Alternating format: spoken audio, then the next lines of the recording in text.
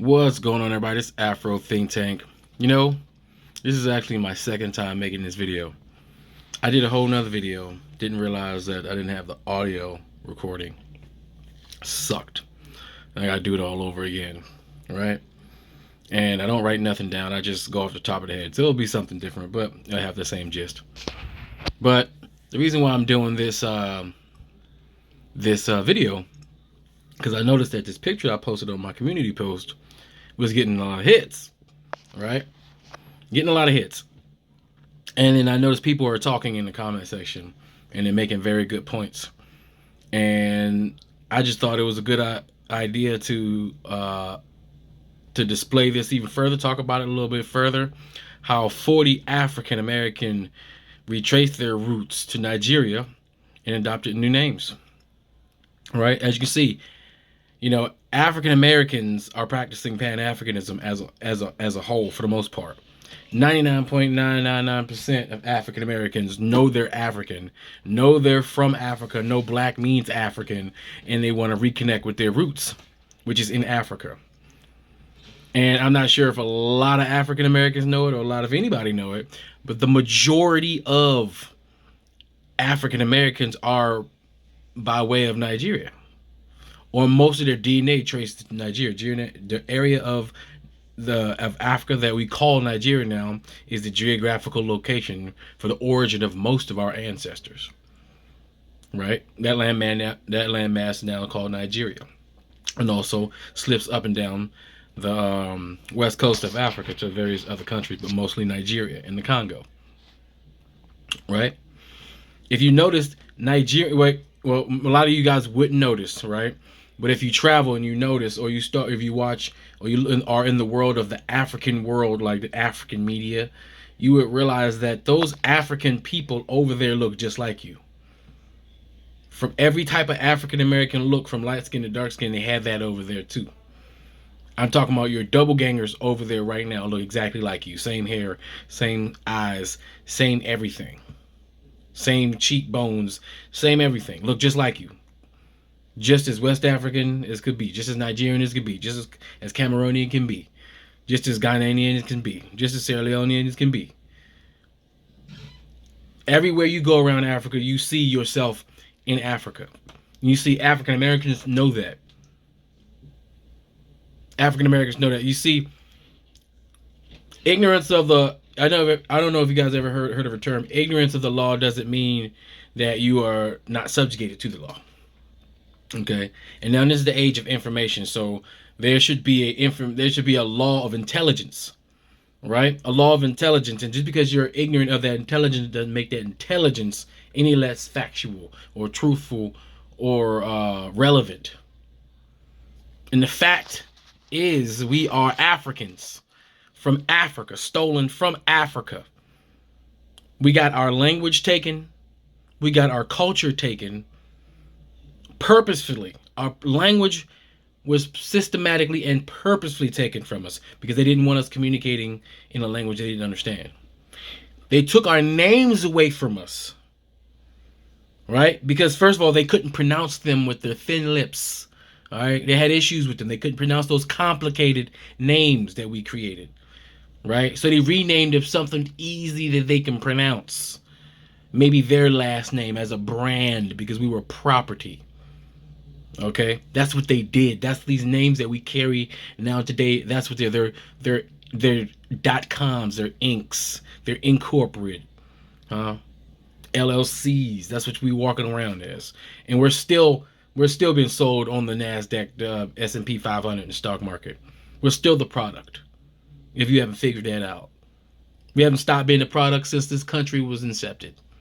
Whether we're producing something, creating something, or servicing something, we're still the product. We serve a purpose for the dominating society, and they need us to perpetrate certain things so that they can continue to benefit from the milk and honey that they gather from our labor, from our suffering and pain, right? Monetarily, all right, gaining money from and riches still continuously from the pain and suffering of our boys that lost their fathers because of a whole generation of systematic entrapment of our black men, leaving a generation of women, you know, who are single, trying to do it all by themselves. And then you throw something like welfare in their face, knowing that nobody in that position would give it up. They know they would be addicted to it like a drug. They know people, when they get on programs like that, tend to stick with it because they become beholden to it, because it becomes safe. You become daddy, big brother. You completely systematically destroy the family, and our boys out here acting like females, you know, straight females. They don't even want to fight. They just want to shoot because they're scared. Because they can't control their emotions. They have no culture. They have no institution. They have nothing. They have no foundation, because we, the family, the black family, doesn't have a foundation. They destroyed that foundation. But see, we're in the age of information now. You see, we're in the age of information now. We're in the age of new discovery now. All right, this is the age of Africa now. Africa's rising now. You see, the thing is, it's been happening. It's just that you guys don't, a lot of people don't see it. African Americans are doing very well. We're doing very well. We have, despite what a lot of people think in popular culture, a lot of people think on social media, a lot of bullet points people throw around to their constituents as red meat to get whatever point they want to get across, or whatever, you know, agenda they have. Despite all of that, statistically, we are actually doing very well. Most African Americans are in the middle class. We have a very robust upper class. Yes, we have a lower class, just like every other group. Yes, we may have some disproportionate numbers of lower class people in the lower class if you compare it with the rest of the population of America. You break it up, you know, into percentages. White people always going to look like they're the lowest on a percentage range, because there's more of them. Even though there's more crimes happening over there, there's more of them. Therefore, the percentage is lower. Therefore, it look like they're just a model, you know, superior group of people who just don't do nothing wrong, and there's everybody else's fault, right? So all I'm saying is, despite what they say to keep their people programmed, in reality, we are doing very well. We're all over the world in government. We're all over places in government power, religious clergy power, the corporate world, NGOs. You know, we're everywhere. We are entangled in every part of society. We're all over the planet. We're moving around. We're doing things. We're creating businesses. We're going to Africa, creating businesses. We're going to other countries and creating businesses. We're going everywhere. But Africa has been a recent target of a lot of African Americans, and they're going over there creating businesses, starting institutions that can't be corrupted by the people that you say are your enemies. And this is all Pan-African action, see? Most of the African American middle class are Pan-Africans. And the problem maybe is that they're so busy doing what they're doing in the real world, they don't have time to come on this YouTube thing to make these long form videos. They don't have time to come over here and argue with these detractors who want to segregate themselves even further into a smaller, nonsensical, non-effective, weak group called FBA and ADOS and all these little nonsensical, non-factor groups that want to destroy themselves, basically eating themselves from within. No serious African Americans really following that. That's just all on the internet. The thing is, the internet's new. It's a new thing. We just got here. We just started doing this, guys. We're like, oh, what generation are you on your smartphone? I know we upgrade every 2 years. We upgrade, right? So, I mean, we just started doing this. So a lot of these people who've been taking action because they either made great decisions in their lives and got themselves to the point to where they can contribute to society and enrich themselves, a lot of them are just too busy doing that. You know, because that's just what they're doing. They don't have time for this YouTube stuff. Plus, they also know that even the good intentions and the good things that they're doing out here, even if they were to get on camera and try to show you guys, hey, this is what we're doing, you know how nasty black folks can be. We'll find a reason to tear them down and say they're taking advantage of this, or they're doing this. Some people don't got time for that. They just want to do the work because it's for real. It's in their heart. That's real Pan-Africanism at work. Everybody don't want to be famous, but they want to do the work. The passion is just as strong, and the resolve to make it happen is just as strong. The economic and social cooperation of all Africans around the world connecting themselves. African Americans connecting themselves back to their roots. How sweet is your fruit if it is not connected to the root? Huh? We black people, we know we love our fruit with seeds in it. Why? We want to make sure it's connected to something. Right? So how you gonna be black and talk about you black and you proud, and how can you be proud at all to be in this skin that you were lucky enough to be born in and not have appreciation, reverence, and love for Africa, for African people, your root? Huh? You're like a nasty piece of fruit that just was made in a petri dish. That's what you are. It doesn't even make sense.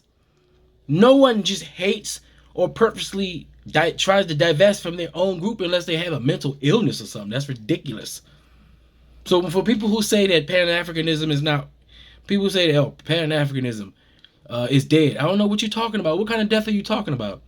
Huh? Because this don't look dead. This looks alive to me. This looks alive to me. It looks like Pan-Africanism is working right now. Because the thing is, things like this happen all the time. You just don't never see it. You think Dynasty Demir searched for Huru? You think he the first one to get people to go over there and do tours and get their citizenship? You think he the first one? Do you think he the only one? You think he invented that himself? You know how many African Americans been in Ghana for 25, 35 years?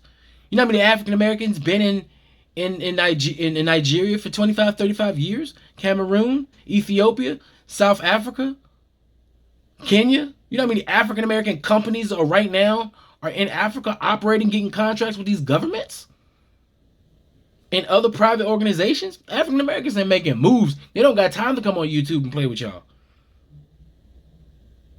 I just got time, and I ain't gonna have time forever. I'm telling you right now, I ain't gonna have time forever. When I get where I gotta go, this stuff gonna slow up because I'm gonna be too busy doing the real work. I'm doing work now, but I be making time. But eventually I won't have time because I have to prioritize what's more important. The real work, and then I'm going to show y'all.